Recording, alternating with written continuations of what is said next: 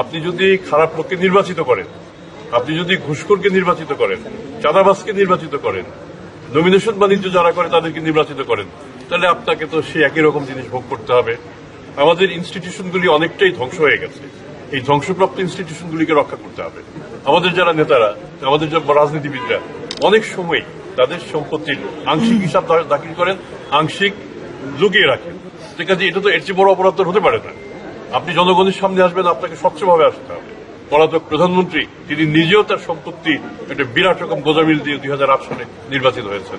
সেটাই যদি না হতো তাহলে তো 2008 সালে তিনি নির্বাচিত হন না, তার নমিনেশন বাতিল হয়।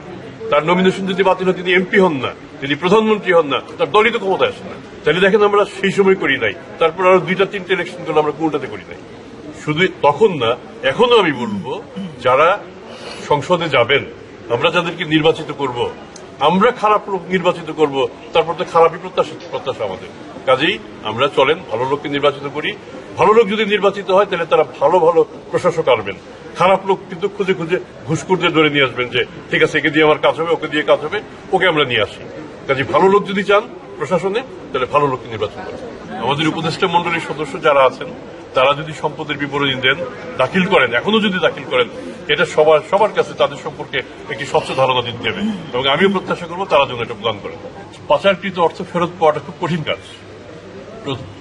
এটার জন্য শুধুমাত্র দুদক না, দুদক, বাংলাদেশ ব্যাংক এবং সরকারের অন্যান্য প্রতিষ্ঠান সম্মিলিতভাবে কাজ করছে।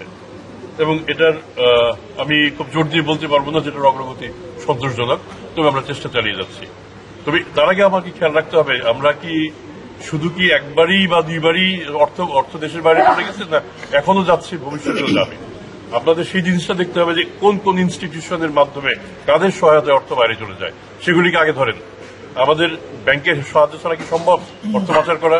চার্টার্ড অ্যাকাউন্টের যেসব বিবরণ দেন সেগুলির উপর ভিত্তি করে কোম্পানি তৈরি হয়, ভুয়া বিল ভাউচার সেগুলির উপর ভিত্তি করে হয়, সেগুলিকে আপনারা ধরার চেষ্টা করেন।